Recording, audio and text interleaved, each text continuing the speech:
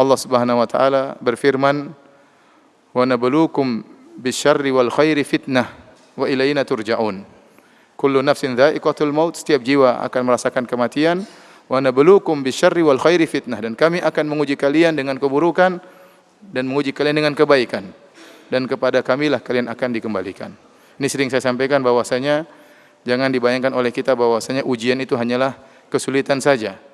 Ya. Bukan hanya sakit, kesulitan, kekurangan harta. Di antara ujian yang Allah berikan kepada hamba-hambanya, nabluukum bil khairi, dan juga apa? Bisyarri wal khairi, kami menguji kalian dengan kebaikan, yaitu dengan kesehatan, dengan waktu luang, dengan kelapangan harta, ya. Sehingga Allah melihat apakah hambanya bersyukur atau tidak. Maka tatkala seorang hamba tidak terlepas dari dua kondisi ini, terkadang mendapatkan kenikmatan, terkadang mendapatkan kesulitan, maka dia berputar di antara dua posisi. Kalau diuji dengan kenikmatan dia bersyukur, kalau diuji dengan kesulitan maka dia bersabar. Dan kalau dia tidak bisa bersyukur maka dia berdosa. Dan kalau dia tidak bersabar tatkala diuji dengan kesulitan maka dia pun berdosa. Maka kalau dia berdosa dia beristighfar. Ya, makanya sebenarnya Allah mengatakan unwanus sa'adah thalatha. Tanda-tanda kebahagiaan itu pada seorang hamba ada 3 perkara. Idza u'tiya syakara, kalau diberi kenikmatan dia bersyukur. Wa idza butuliya sabara, kalau diberi ujian dia bersabar. Wa idza aznaba istaghfar, kalau dia berdosa dia beristighfar. Maka barang siapa yang berpindah kondisinya dalam 3 kondisi ini, diberi kenikmatan dia bersyukur, diberi ujian dia bersabar, tatkala berdosa segera dia beristighfar, maka inilah hamba yang bahagia, hamba yang bahagia. Dan seorang mukmin, ya, dia berusaha beribadah kepada Allah apapun kondisi yang Allah berikan kepada dia.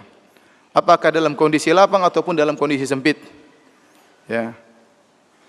Oleh karenanya Nabi sallallahu alaihi wasallam bersabda, "Ajaban li amril mu'min, innal amrahu kullahu khair."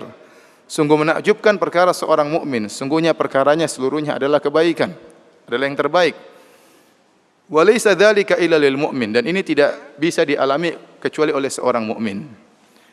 In asabahu sarra syakara, kalau dia mendapatkan kesenangan-kesenangan dia pun bersyukur kepada Allah.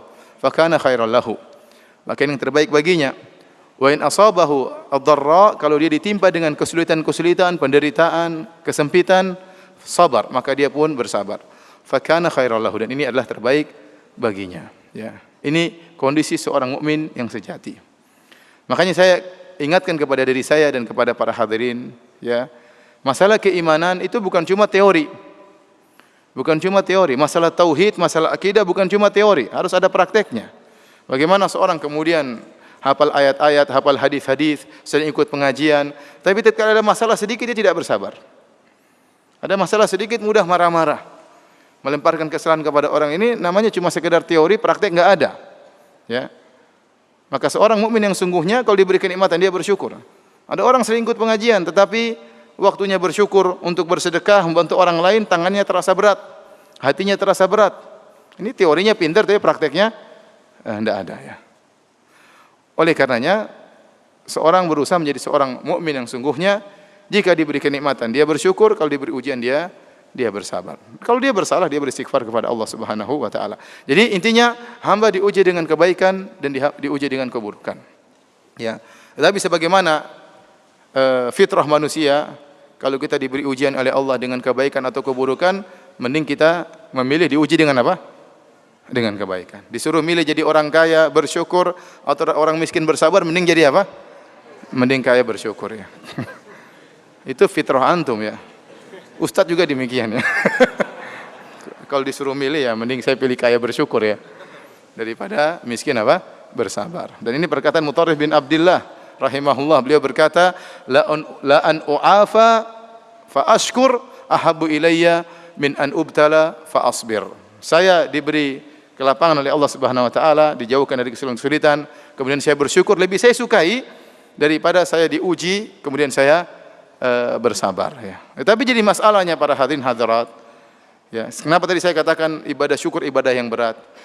Kenyataannya kebanyakan orang yang diuji dengan kemiskinan, dengan kesempitan, ya, dengan kesulitan, banyak yang lulus dari ujian tersebut. Mereka lebih mudah bersabar.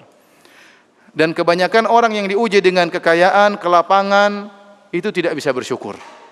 Mereka tidak lulus dalam ujian. Ini jadi masalahnya di situ. Makanya Nabi SAW mengatakan, "Ittala'tu ala al-jannah, fawajadtu anna aktsara ahliha al-fuqara." Saya melihat kepada isi surga dan saya dapati kebanyakan penghuninya orang-orang miskin. Artinya apa? Menunjukkan banyak orang diuji dengan kesempitan, mereka lebih mudah bersyukur, lebih mudah bersabar. Mereka lulus dalam ujian. Dan ada orang-orang miskin tidak lulus dalam ujian, diuji dengan kemiskinan akhirnya merampok, diuji dengan kemiskinan akhirnya jual narkoba dan macam-macamnya. Tetapi kebanyakan orang diuji dengan kekayaan tidak bersyukur, ya. Lupa untuk banyak beribadah kepada Allah Subhanahu wa taala. Lupa bahwasanya setiap kenikmatan yang dia miliki akan diminta pertanggungjawaban oleh Allah Subhanahu wa taala. Tsumma la tus'alunna yauma idzin 'anil na'im. Sungguhnya kalian akan dimintai pertanggungjawaban atas segala nikmat yang kalian rasakan. Ya. Kalla innal insana la yatagha ar-ra'ahu istaghna. Sungguhnya manusia sungguh-sungguh akan melakukan perbuatan melampaui batas kapan? Ar-ra'ahu istaghna, tatkala dia merasa dirinya sudah berkecukupan sehingga dia lupa. Ya. Makanya saya ulangi lagi, kebanyakan orang diuji dengan kekayaan tidak lulus. Kebanyakan orang diuji dengan kemiskinan apa? Lulus. Saya tanya lagi sama antum. Antum pilih mana? Diuji dengan kekayaan atau dengan kemiskinan? Ini di masjid ya, siapa tahu dikabulkan doanya. Diuji dengan apa? Dengan apa? Kekayaan. Masih ngeyel. Saya sudah jelaskan ya. Bahwasanya kebanyakan orang diuji dengan kekayaan tidak lulus. Kebanyakan orang diuji dengan kemiskinan apa? Lulus. Sekali lagi pertanyaannya. Pilih mana? Diuji dengan kekayaan atau dengan kemiskinan? Kekayaan. Tidak ada khilaf kayaknya. Kenyataannya para hadirin hadirat yang dirahmati Allah Subhanahu wa taala, menjadi orang bersyukur, apakah syukur dengan kekayaannya, syukur dengan kesehatannya, syukur dengan ilmunya, syukur dengan waktu lapangnya, ya. Ini tidak mudah. Ya. Oleh karenanya ada seorang pernah berdoa didengar oleh Umar bin Khattab radhiyallahu taala anhu. Diriwayatkan oleh Imam Ahmad dalam kitab Az-Zuhud. Dia berkata, "Allahumma ja'alni minal aqallin." Ya Allah, jadikanlah aku termasuk orang-orang yang sedikit. Umar bertanya, kenapa berdoa seperti itu? Maka dia menjelaskan, orang-orang sedikit orang yang terbaik. Kata dia, bukankah Allah berfirman, "Wa ma amana ma'ahu illa qalil." Dan tidak beriman kepada Nabi Nuh kecuali apa? Sedikit orang. Allah juga berfirman, "Illal ladzina amanu wa 'amilus shalihat wa qalilum ma hum." Kecuali orang-orang yang beriman dan beramal saleh, dan hanya sedikit di antara mereka orang-orang seperti itu. Kemudian juga Allah Subhanahu wa taala berfirman, "Wa qalilun min ibadiyas syakur." Hanya sedikit dari hamba-hambaku yang bersyukur. Hanya sedikit dari hamba-hambaku yang bersyukur. Ini kenyataan. Ya. Karena ibadah syukur bukan ibadah yang mudah. Dan iblis telah bersumpah untuk menghalangi orang dari bersyukur kepada Allah. Dia bersumpah di hadapan Allah Subhanahu wa taala, "Tsumma la'atiyannahum min baini aydihim wa min khalfihim wa an aymanihim wa an syama'ilihim wa la tajidu aktsarahum syakirin." Ini sumpah iblis. Ya Allah, sungguh aku akan mendatangi mereka, anak keturunan Adam, dari hadapan mereka, akan aku goda dari hadapan mereka. Akan aku goda dari belakang mereka, akan aku goda dari kanan mereka, dan aku akan goda dari kiri mereka, dan kau akan dapati. Dan dia bersumpah, kebanyakan mereka ya Allah tidak bersyukur kepadamu. Ini sudah janji iblis.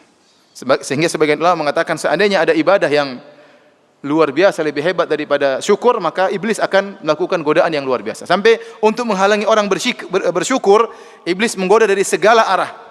Ya, supaya orang tidak bersyukur. Karena kalau tidak bersyukur masuk neraka jahanam. Ya. Maka digoda dari depan, dari belakang, dari kanan, dari kiri. Wala tajidu aktsarahum syakirin, dan engkau akan mendapati kebanyakan mereka tidak bersyukur. Dan Allah telah membenarkan, kata Allah, wa qalilun min ibadiyas syakur. Hanya sedikit dari hamba-hambaku yang bersyukur kepada Allah Subhanahu wa taala. Ya. Baik, hadirin dan hadirat yang dirahmati Allah Subhanahu wa taala, perintah untuk bersyukur dalam Al-Qur'an sangat banyak. Ya. Seperti firman Allah Subhanahu wa taala, "Fadhkuruni adzkurkum washkuruli wala takfurun." Ingatlah aku, maka aku akan mengingat kalian. Washkuruli, bersyukurlah kepadaku, wala takfurun. Dan janganlah kalian ingkar, kufur nikmat. Jangan kalian kufur nikmat, ingkar terhadap kebaikanku. Bersyukurlah. Itu dengan beribadah kepada Allah dan yang lainnya. Ya. Kemudian juga Allah berfirman, "Anishkurli wali walidayka ilayal masir." Bersyukurlah kepadaku, berterima kasihlah kepadaku dan berterima kasihlah kepada kedua orang tuamu. Dan kepada akulah kalian akan dikembalikan. Bahkan Allah Subhanahu wa taala memerintahkan para nabi juga untuk bersyukur. Allah berfirman kepada Nabi Musa, "Ya Musa, inni istafaituka 'alan nasi bi risalati wa bi kalami, fakhudh ma ataituka wa kum minasyakirin." Wahai Musa, sungguhnya aku telah memilih engkau, ya, dilebihkan daripada manusia-manusia yang lain. Aku memilih engkau dengan risalahku. Aku menjadikan engkau seorang rasul. Wa bi kalami, dan aku berbicara langsung dengan engkau, sehingga Nabi Musa diberi gelar dengan kalimullah, yang berbicara langsung dengan Allah Subhanahu wa taala. Kata Allah, "Fakhudh ma ataituka," maka ambillah apa yang aku berikan kepadamu, ambillah Taurat, ambillah hukum-hukum yang aku turunkan kepadamu. Wa kum minasyakirin, dan jadilah engkau menjadi orang-orang yang bersyukur, ya. Jangankan kita untuk diingatkan bersyukur, para nabi juga diingatkan oleh Allah untuk bersyukur kepada Allah Subhanahu wa taala.